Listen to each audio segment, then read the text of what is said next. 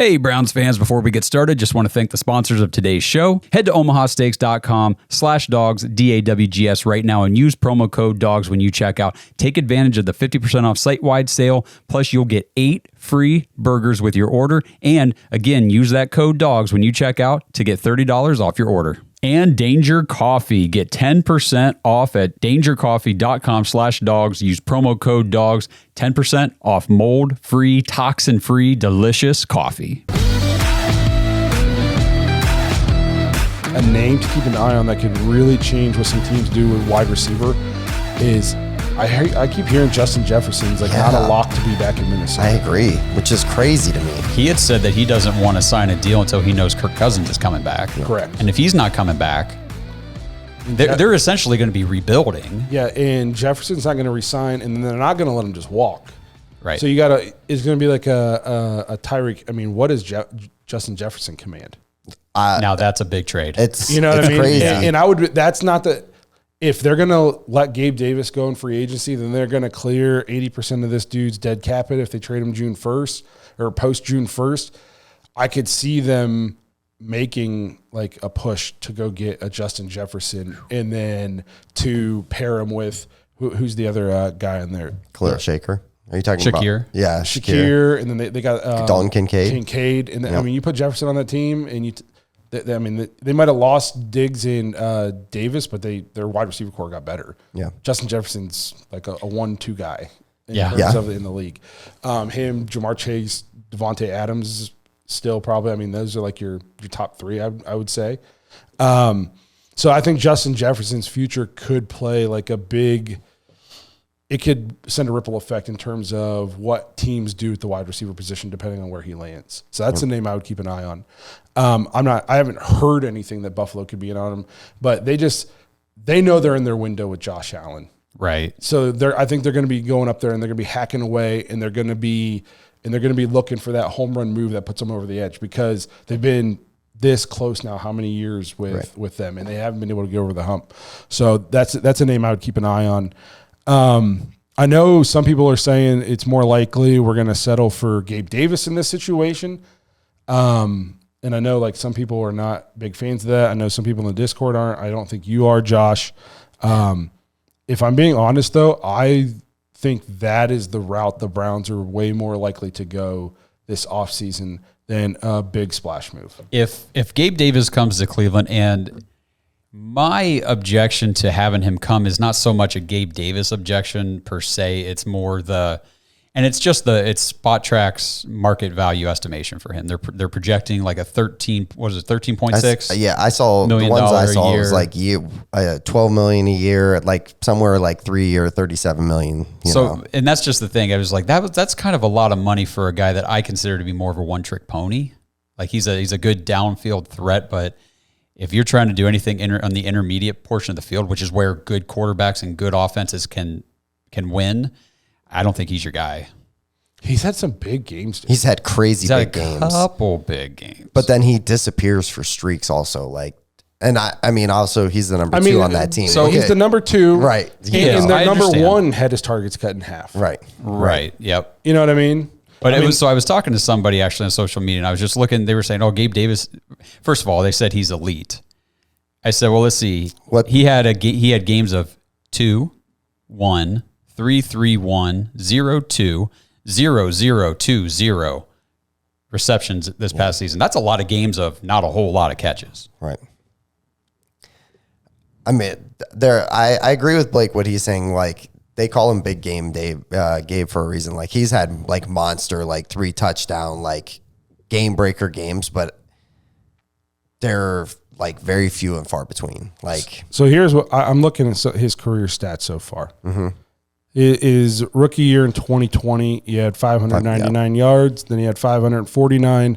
And then in 2022, when their offense kind of exploded, he had 836 yards. Yep. And then this year, even with like the passing game falling off a cliff second half of the season, still had 746 yards. His average 17.1 yards per catch, 15.7, 17.4, 16.6. No, never 6 touchdowns, the lowest amount he's ever had in his career. Yeah, he does put up touchdowns, it seems. You know what I mean? So to me, this is the kind of guy that I keep hearing, all these big names, and I think like trading for Ayuk would be cool. I would definitely not hate that, but I don't think the Browns are going to do that. And I do want to get into the talk. Like, do you think the Browns need to? And if they need to, why did we make the move at quarterback we did? Well, that's fair. Are we doing that right now? Are we going into that? Because I think if we make that trade for Watson, right, because we needed a guy, we needed a next level guy. We got rid of Baker because we said that he couldn't get it done with everything being perfect around him.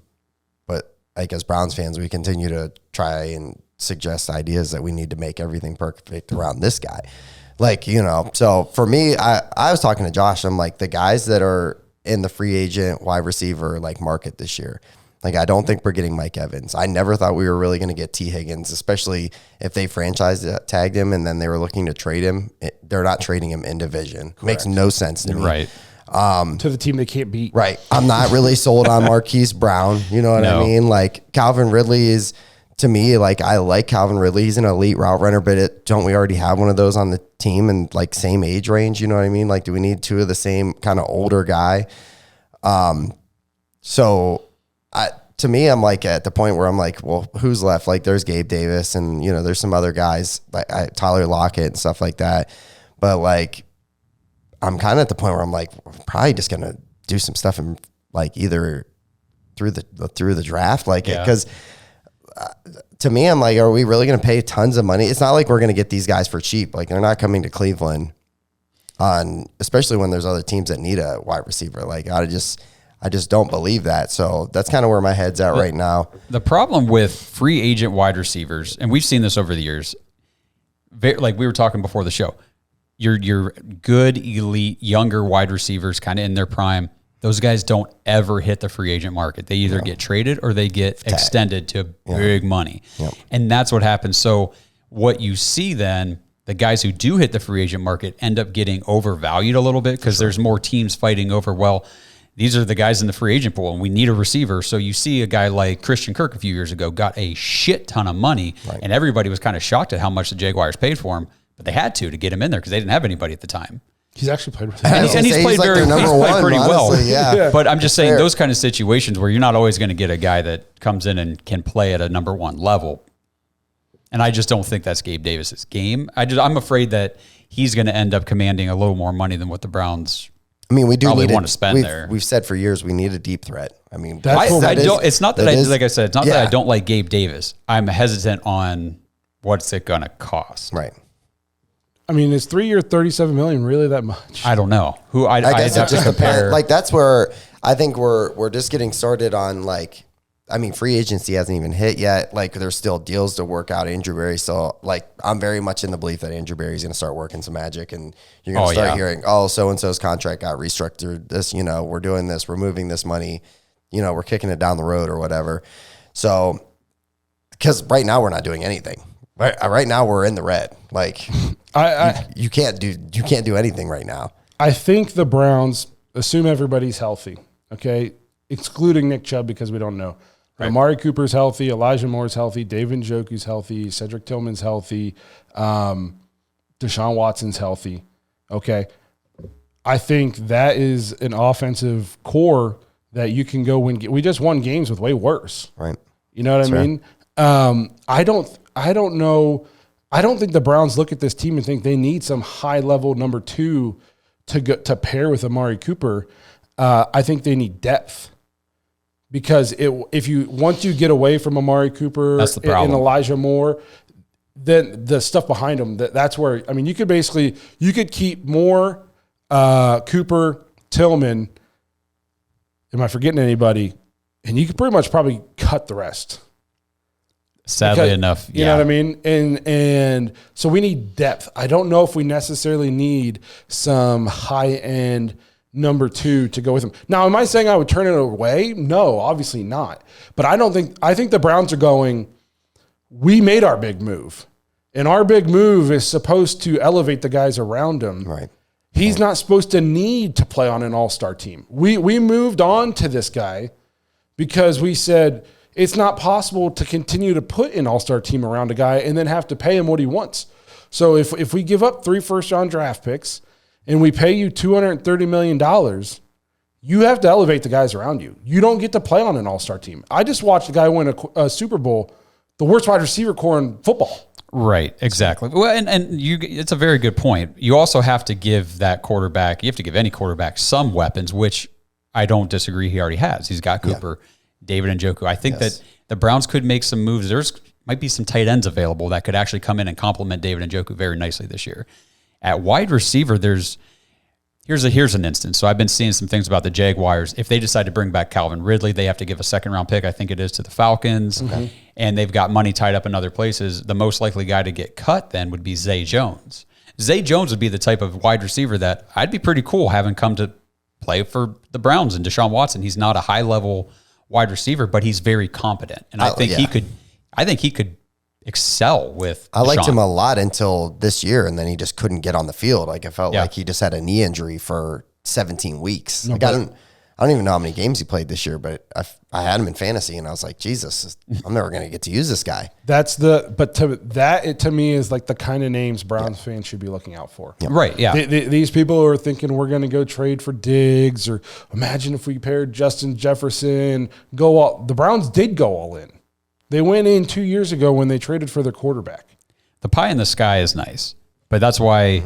But we always talk about the pie in the sky. I know we talked about Stephon Diggs, but that's a topic that's been brought up, and I think we've kind of said why that's very unlikely to happen. Yeah, and we talked about this in the Discord today, and one of the guys was throwing out teams that have – he's like, look at all these teams that have two, like, high-level receivers. One thing that was in common for most of them, excluding even the Bengals in one instance here, is, one, they didn't have quarterbacks that were supposed to be top 5 quarterbacks, except for the Bengals. But also the other criteria to this is, like you said, all those teams that have two, one of them was drafted. Yes. One of them's on a cheap deal. They hit on one of their draft picks. One of those guys is on a, Waddle. Or multiple. Devontae Smith, T. Higgins, since they just got franchised. Jamar Chase, they were both draft picks. You know what I mean? That's who I was thinking. So they might be giving one guy a lot of money, but the guy who's opposite of him and who's a stud is on a rookie deal. I think they said Mike Evans and Chris Godwin, they were both drafted by the Bucs. Yep. You know what I mean? So yeah, so there's not teams going out there just accumulate. They're not paying $60 million. Amari Cooper was our go get a number one wide receiver trade. Correct. Yeah. I guess so. My pushback to a lot of the guys in the Discord was just, like you said, at what point have we gotten to where we fought and argued incessantly with people about how Baker needed everything around him to be perfect, and you were just not going to be able to do that, and you couldn't pay him $30-some million a year and then keep the all-star team around him. Well, we're paying our quarterback way more than $30 million. Right. So how do you expect to keep the all-star team around him? Your expectation should be more like, we shouldn't need that. Well, this guy is supposed to be the guy who equals some of that out and carries these guys and shoulders the load and that kind of stuff. So, and I said it last year going into the season, I'll say it again this year, the Browns are only going to get to go where they want to go if Deshaun Watson plays at a top 5 level, top 8 level. Yep. If he doesn't, the Browns have good enough players, and hopefully they'll have a good enough defense again where we'll win 9+ games. Yeah, we'll make the playoffs, and hopefully. The schedule's brutal. It is brutal. But they're not going to go where they want to go if he doesn't play the way he's supposed to play. This episode is brought to you by Omaha Steaks. Browns fans, you know my household runs on Omaha Steaks, and that's why I'm so excited that 50% off site-wide is back. That's right. It's Omaha Steaks President's Day sale, and right now, listeners of this show can go to omahasteaks.com/dogs, DAWGS, use promo code DAWGS when you check out, and get 8 free burgers with your order. With the price of food and meat nowadays being sky high, these are my favorite sales of the year because nothing can beat 50% off all the juicy, tender steaks, burgers, chicken, pork, seafood, etc. Plus grab a package with the caramel apple tartlets for dessert. I never order anything from Omaha Steaks without getting those caramel apple tartlets. Take advantage of this sale right now before it's over. That's 50% off site-wide at omahasteaks.com/dogs. Use promo code DAWGS and get 8 free burgers with your order. Elijah Moore, 5'10", 180 pounds. He's 23 years old. He'll turn 24 here in March. So this dude's still pretty young. He's a young player to already have 3 years of NFL experience under his belt. Elijah Moore was born in Sunrise, Florida, grew up in Fort Lauderdale, played college football at Ole Miss. He was an early second-round pick, if you remember, number 34 overall in 2021 by the New York Jets. And then the Browns traded the 2023 second-round pick last offseason, pick number 42 overall, in return for Elijah Moore. And, of course, the Jets sent us, along with Elijah Moore, a third-round pick. So another fleecing, honestly, by Andrew Berry in the trade. That's why I can't wait to see what he does this offseason. The Browns went out. They got a guy that they planned to start at wide receiver from day one, gave up a second-round pick, but they made the Jets give them a third-round pick on top of it. It was just absolutely brilliant by Andrew Berry. We then used that third-round pick to draft Cedric Tillman. So essentially, Andrew Berry used pick 42 to acquire 2 wide receivers. Pretty cool. And the Jets, just if you're wondering, they used our second-round pick then to select their center, Joe Tippmann. So in case you were wondering. Now, stats-wise, for Elijah Moore, he did play in all 17 games, so availability was not a problem with Elijah, which, if you watch the Browns this year, you know that there were injuries aplenty, and I think at wide receiver, we did stay pretty healthy, which was good.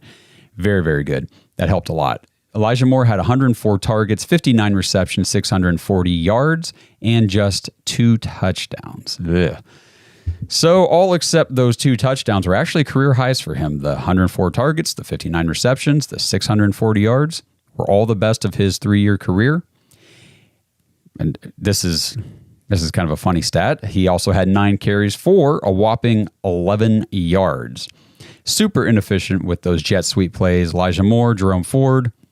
We said all year they were kind of competing to see who could be the best lateral runner on the team. And Jerome Ford actually won by default because Elijah Moore had a 20-yard backward run against the Baltimore Ravens the first time we played the Ravens when DTR started. So the Browns and Kevin Stefanski, the play calling, the offense, they learned their lesson with Elijah Moore. 8 of those 9 rushing attempts all came in the first 5 games.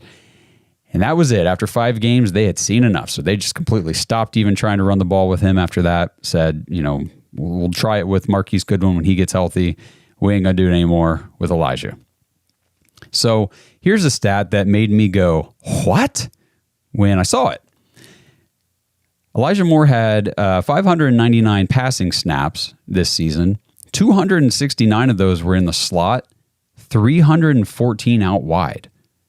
So he actually played out wide more than he played in the slot. That I guess just coming away from the season without looking at the breakdown of the numbers, that was just not my takeaway. Elijah Moore's a slot receiver. That's what he is. That's what he did. But that is not what the Browns really used him primarily as at all. He was more used outside. So he was not isolated to that slot role like a lot of people might have thought, like I kind of assumed. The Browns were, honestly, in my opinion, playing him out of position, but that was by necessity because who the hell else are we putting out wide? I mean, I guess it was DPJ for a minute, but then he was gone. And honestly, when he was here, he didn't do anything anyway. I got numbers on him in a second, but they had to use Elijah in different ways. And I think that's something they need to figure out this offseason. He, like I mentioned with Amari Cooper, Elijah Moore did have 5 drops on the season.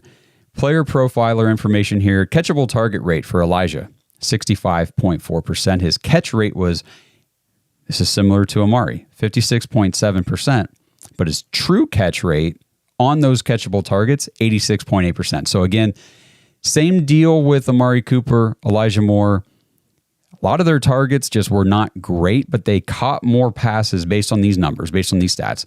They caught more passes than they should have based on the catchability of those targets. If none of that makes any sense, I'm really sorry. I'm not sure I explained that real well. I don't know what to say. I'm sorry, but they did really good. I guess the key takeaway here is when these guys were getting targeted and they were being thrown passes that were good passes, they were coming down with the catch. And they were still able to make catches on passes that were deemed uncatchable in the first place. So good job by both of these guys. Elijah Moore ran 147 routes versus man. He ran 329 routes versus zone. That's going to be the differential on all wide receivers, honestly, because, again, 70% zone is what you're seeing. He had a 25.8% win rate against man, 63.2% win rate against zone. So if we compare that to Amari Cooper, it's interesting.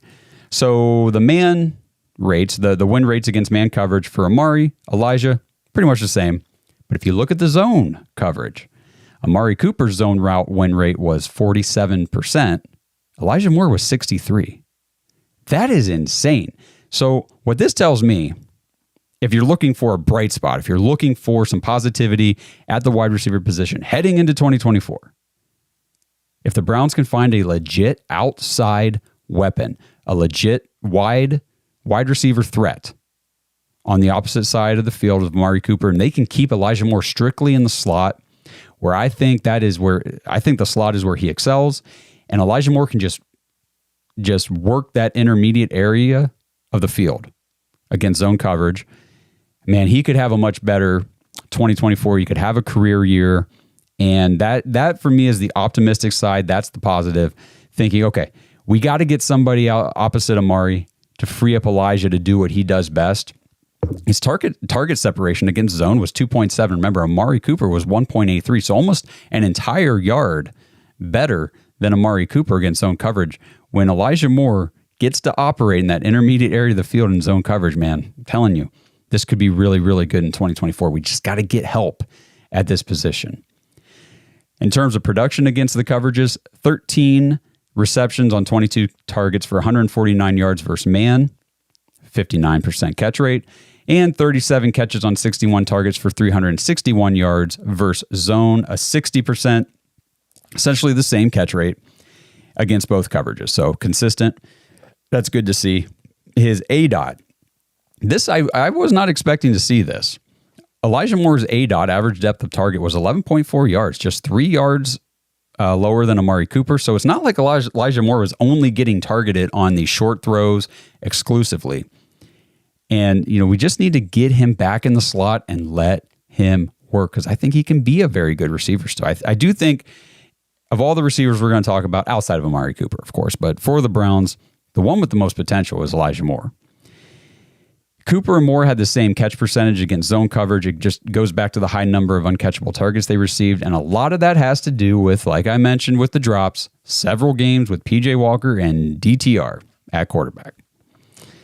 Now let's look at the contract. Elijah Moore is in the final year of his rookie deal, $24 million cap hit. Sorry. That is not what I meant to say. 2024 cap hit is not $24 million. His 2024 cap hit is just $3.1 million. So a super, super cheap, affordable option at the wide receiver position. This is, like I mentioned, a contract year for him. It could bode well for his production. You see, I've said this with Jed Wills, and there was somebody else I talked about in a contract year too. I can't remember who it was. But when these players get in these contract years, a lot of times you see them have their best career season to that point. We could see that with Elijah Moore this year. Again, it's all going to hinge, like everything, with the availability and the performance of Deshaun Watson. So wheels up for Elijah Moore. Hopefully they can just get him back into position, let him run where he is successful, and let's get a legit threat on the other side of Amari Cooper. Well, good thing is the podcast offers great benefit. I have great health insurance. That's true. How's the life insurance? Yeah. So we wanted to jump in, talk about Greg Newsome obviously coming up. Yeah. It's kind of like decision time for the Browns. I mean, in theory, you can make him play on the last year of his deal. I actually talked about that, saying, why not make a play on the last year of his deal? If you don't know if you should pay him or not, then just make him play. I guess the thing you risk there then is if he balls out, you might have to pay him way more, or he might just be ticked and leave. Or, but then there's a chance, if he doesn't ball out, you sign him back for free, or you can move on from him because he's not playing up to the standard. So it's a situation where I don't envy being Andrew Berry or Stefanski or Schwartz or those kind of guys making these kinds of tough decisions. Yeah, so the Browns actually have until May 2nd to make the decision on Greg Newsome money-wise. So if they do decide to pick up Greg Newsome's fifth-year option, for everybody wondering, that means Newsome's 2025 season will be fully guaranteed $13.4 million. And any base salary that he would have here in 2024 that's not fully guaranteed would then become fully guaranteed, which for Newsome is none because 2024 is all guaranteed this year. Anyway, the only cornerback, I thought this was interesting, the only other cornerback from 2021 slated to make more on his fifth-year option than Greg Newsome is Patrick Surtain from the Broncos. That's crazy. First-round draft picks, they get those. You know what I mean? Yeah, and actually it's funny if you go look at what each player in the first round from 2021, what each guy's fifth-year option value is if they were picked up. It's like the top half of that first round because it's all based on your playing time. Did you make any Pro Bowls? Did you win an award? Like all that kind of stuff.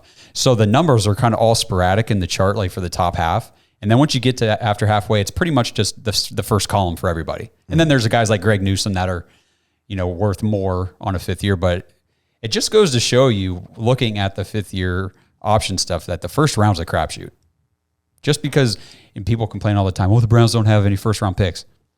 If we're picking the second half of the first round, the odds of that guy being even wanting to be picked up for his fifth-year option is pretty slim. Half the league's undrafted. That's fair. You know what I mean? Yeah. So, yeah, like, obviously you want to – your chances of hitting on, like franchise-changing players – the higher your draft pick, obviously, the better, But it's like you said, it's still a crapshoot. I mean, the Browns had top end first round draft picks my entire life. It's been for sure awful for 3/4 of it. Look at Carolina; they just traded up for the number 1 pick, and they're not even sure that that's their guy. You know what I mean? That's a lot of capital to go up and get a guy, and then now you're not even sure. Look at the Niners. Yeah, how many first round draft picks did they give up? And they used one on Trey Lance. He played, 12 games? I thought it was less than that. Yeah, 4. He started 4 games for him. Yeah. 4. You know what I mean? The draft is a total crapshoot. Now, what separates the good teams from the bad teams is if you can hit on a fourth of your guys and you can build a roster, an elite level roster, cheap. So you can pay, so you can sprinkle in some of those veteran guys that you can pay to go with the young talent. And I think Andrew Berry's done a great job of identifying talent. I mean, Martin Emerson, Greg Newsome, I think could be considered maybe streaky, but I feel like he's good more than he's bad. I think as a higher end, he's on the higher end of cornerbacks. Yes. When he's in the slot. If he's on the outside, I'm not as sure about that. But you know what I mean? Like we JOK played at a Pro Bowl level this year. DeJuan Jones looks like the steal of the draft. So Andrew Berry's been really good at identifying talent outside of the first round. Obviously he's had some misses, but go find me the GM who hasn't. Oh yeah, they all miss. I mean, it's just, that's the draft. We just said it's a total crapshoot. I mean, last year, it's just interesting because last year, now people will look at contract situations and say, well, we should have never picked up Jed Will's fifth-year option last year. That was 100% the right move last year because we didn't know we were going to get DeJuan Jones. Right. Correct. You have no idea. Yeah, as far as you've got your bookend tackles, your starting guys, you're locking them in. That's why they extended Conklin last year. We don't know we're going to go get a guy in the 4th round who's going to be a high-level starter his rookie season. And who knows what happens with, I know it's the right side, but Conklin's coming off another major injury. Who knows what happens with him? I mean, I don't want to be mean, or I don't even know how legal this is, but if I'm the Browns, I'm asking that dude, I'm like, hey man, this is a rough game. Think about how sore you are sometimes. I bet you could take this money and just really enjoy retirement. Go hang out with the wife and kids, man. You earned it. I'd be pushing that guy to retire because if he retires, we save a bunch of money. I mean, Conklin's not young. He's 30 years old. I just did the offensive line state of the Browns, and there's not a whole lot we can't cut him. Cut him's not going to save us any money. We could trade him post June 1st, it looks like. And even then, the dead cap's almost $6 million, and the savings is a little over $6 million. So it's one of those things. Like I said, I'd be, hey man, look, I'd just be texting him pictures of Cancun every day. like It's pretty sweet. mojitos. You know, Yeah. I'd be like, hey man, I don't think I'd be sending pictures of Cleveland like in the cold, or pictures of busted up knuckles, and maybe like his old X-ray photos. And like, I'd be, A picture of Jed Wills trying to block. yeah, like all kinds of stuff pushing this guy to retire, because I think that's because I don't think you're not gonna sit Dewan. I don't know how you could. You know what I mean? I agree with that, yeah. And you're probably not going to move. So then your best bet would be to move Dewan to left. And, you know, we argued against that mid-season, but if you have an entire offseason to get in there with them and work on it and transition him to the left, then do you move him to the left? But then you're still paying Jed Wills on his 5th year this year. Right. So it's one of those things where it's a tough situation. Picking up the 5th-year option for Jed Wills was, like you said, it was the right decision at the time, but it's definitely tying our hands a little bit. It is now, but like I said, if we don't get DeJuan Jones, if that whole thing doesn't develop, now we're going into this year going, well, we need Jed Wills. Yeah, for You sure. know, we need Jack Conklin. Now we kind of have the luxury of, well, we got DeJuan Jones, so maybe we can have a little flexibility, see what happens with these other guys. But Speaking of flexibility and where you would be if you would pick up Newsome's 5th year or not, does the cap increase sway your decision at all? Justin, do you? No, I mean, so for me, I like Greg Newsome and his role with our defense in the slot. I think there's times where he plays really well. Now there's some times where he's not that great. There's some times where he misses tackles, and you know, and every time he's lined up on the outside and he's got to go like against a number one, it's pretty tough. The crazy thing for me is I've seen a lot of people saying like, yeah, we just had the cap increase and we have all this money now. We don't. The last numbers I saw we're still in the red. Like we're like 8 million still in the red. So I think there's still a lot of work to be done. Now I trust Andrew Berry in that situation, but like for me, I'm very on board with keeping that defense together as much as possible. Like I thought that what they had going on there was a special unit, and Blake's touched on it. Like we have injuries all the time in the secondary. You know what I mean? Like he's a big believer on you can't have enough cornerbacks, whether they're roughing the number one spot on the outside or not. So I'm on board with picking up the option. You know what I mean? Because from what I've seen from some of the free agents and stuff like that, I'm not sold on spending like 28 million on like a Mike Evans or even, you know what I mean? Something like that. So I'd keep that defense together. Yeah, I mean, and the nice thing about the May 2nd deadline for picking up the 5th-year options is the Browns can do the draft first if they want to. True. That's you know, I mean, you can go through the draft, and if you end up landing a cornerback at a nice spot that you feel, wow, we got a good player here. I don't know. I've seen Greg, and again, this is just media stuff. None of this comes out of from the Browns. None of this is a report. I see his name floated around as a potential trade piece just because he's still on that rookie deal. It gives another team flexibility with a guy who's a pretty good cornerback in the NFL so far. And I just think I don't see the rush. If the Browns want to wait till May 1st, May 2nd to actually pull the trigger on that, cool. I mean, go through the draft first. I don't see any problem with that. As it stands now, I would pick it up. If the deadline was tomorrow, yes, I would. Mm-hmm. Yep, for sure. Agree. I do like the idea of you can do the draft. Obviously, I haven't looked in to see what corners are available and what position we would be in to get them or whatever. But as it stands today, like you said, you can't have too many corners. Right. Because these guys, all of them, miss a game here and there. And we saw, a game makes a big difference. Yeah. You know, so I don't want to go into a game, especially we got some teams coming in this year. Yeah, we do. You know what I mean? Like we're not playing a bum schedule. We got a tough schedule this year, and so I don't want to miss a game because we had to start practice squad guys at the corners because we let Greg Newsome go or traded him for somebody who's doing nothing on the other side of the ball. So I would pick up his option. I think he's coachable. I think he likes being in Cleveland. I like the energy he plays with. Somebody said, I wish he'd stop dancing after he makes an ordinary tackle. I don't mind that. Bro, I think that's part of the thing swagger is, of the defense. Jim Schwartz encouraged that. Yeah. Yeah. I think you got to let the guys play. You got to let them have a personality. And if it's personality and that's what gets them up and gets them going and keeps them fired up and gets them to play at a high level, let them do what they want. Denzel Ward does it too. Like he does his celebration thing after every incomplete pass. The thing is, if these guys are going out there with the mentality that they're a badass, elite, top of the league defense, they're more likely to play like it. Yeah. And they did. You got to manifest it. Yeah, sure. Why not?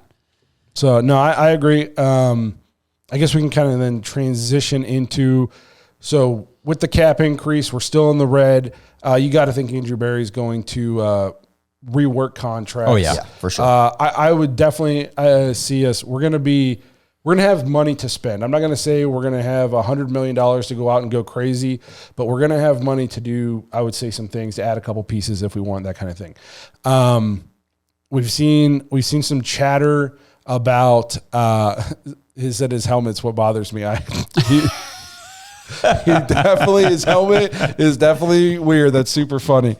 That caught my eye. It's funny how we notice things during the games, and then other people will say, it's like, oh yeah, okay, I'm not the only one seeing this. I just kind of looked up and saw that comment and made me laugh. This episode is brought to you by Danger Coffee. So, Browns fans, did you guys all know that 45% of the world's coffee beans contain mold toxins? Because I didn't. And apparently coffee beans can contain dangerous mold toxins from the way they're grown or stored. Now, don't freak out. Most of that coffee, I guess, contains low enough levels of toxins that you probably don't need to be overly concerned. Why even take the risk? Danger Coffee is third-party lab tested to ensure every coffee bean is free from mold toxins. So you can start your day off right, knowing your fresh morning brew is not only delicious, but it's also safe to drink. I start every morning now with my Browns thermos filled with nice, hot Danger Coffee, and this stuff tastes amazing. I don't have to worry about any of that mold toxin crap, and I get to enjoy a delicious cup of coffee. Head to dangercoffee.com and use our code DAWGS, DAWGS, for 10% off your order. And that code can be used over and over. So you get 10% off every order with code DAWGS at dangercoffee.com. A guy that you interviewed that seemed pretty high on, I mean, your quote was, I would draft him. So I'd love to hear what you had to think about McKinnley Jackson out of Texas A&M. Yeah. That's a crazy guy. He just absolutely crazy. Big-bodied, not very tall, 6'1", but he's 331. He didn't grow up in Texas. He grew up in Mississippi, but he went to Texas A&M.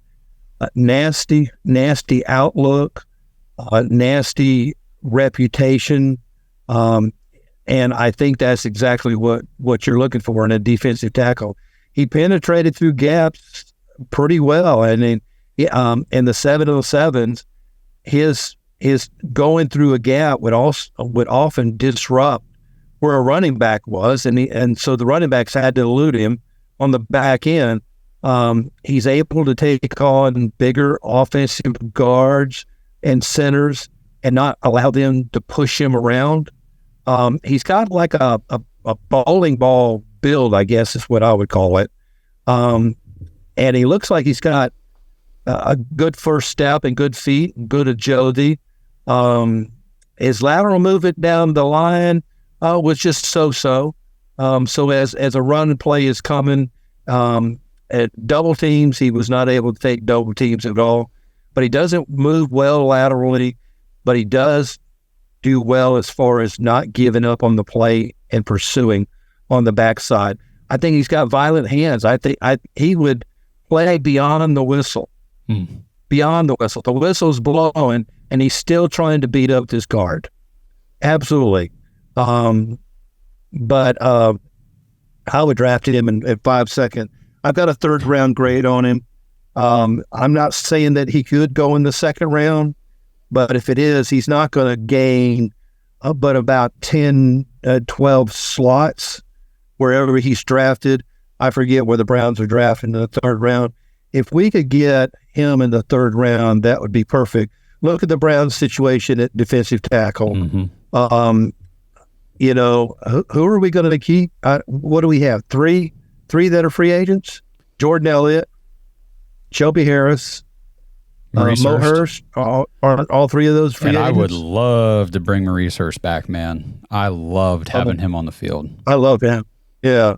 When he went down, our our whole defensive run stoppage game just went to bits. Yeah, and kind of as a and quick side note, I do think we could probably get Maurice Hurst back on a pretty team-friendly deal because he loves being in Cleveland. He had a ton of fun here. He's got the injury history, so I think, there's a little bit of a discount to be had there, but go ahead. Yeah, I like Shelby Harris too. Yeah. I've never Elliott. I've haven't. Even though Elliott started this year, I just didn't see it. I've never liked Elliott. I just think that he's gets pushed out of position. Just like Tommy Guy. Tommy Guy got pushed out of position almost every play. Mm-hmm. So you got to have somebody that's going to stand their ground. Hey, Browns fans, this is Josh, and I really appreciate you guys tuning into these Dog Bites. It's kind of like our Saturday release, just recapping everything that's been going on during the previous week.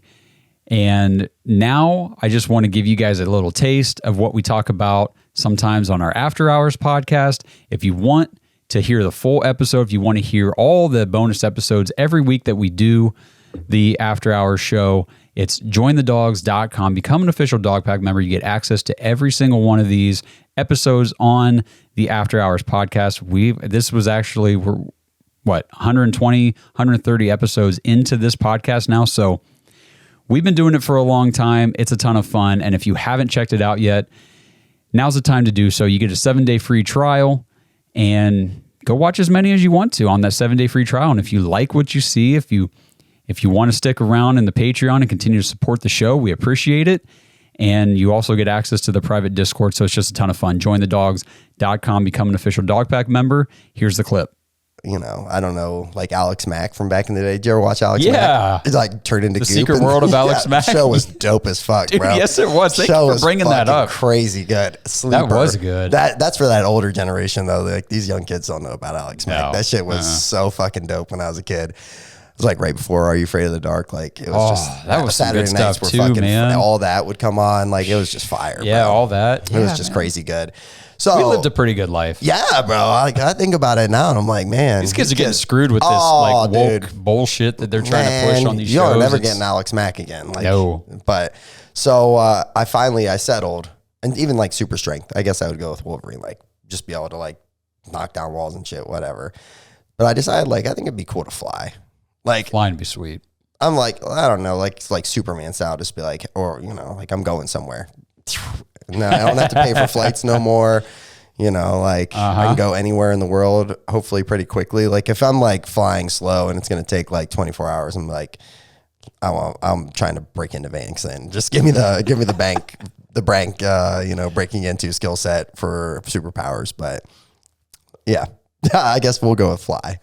I think I'm taking something similar, but I'm going to teleport. I want to, especially living over an hour away from this studio, I would like to be able to, in the studio, done, I can just turn everything on, start recording an episode for you guys because I'm that devoted. Yeah.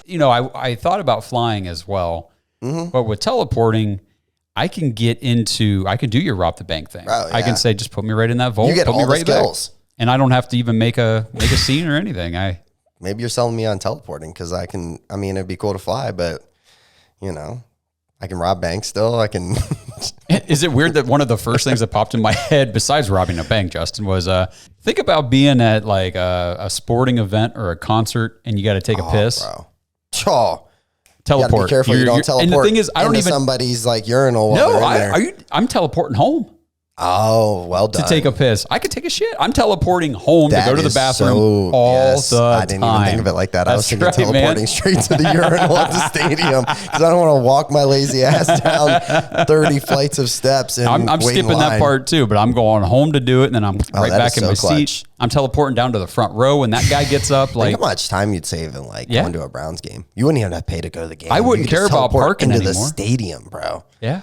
Oh man. No more gas. I could sell my truck. No more payments. It'd be wonderful. I wonder if you can touch somebody, you can teleport them also. Because I just thought about the chained truck. up. I still got to transport stuff. Maybe But all hold hands, teleport everybody out. yeah, Oh, this this is is like good. a port key in Harry Potter. Yeah, we're going real deep right now.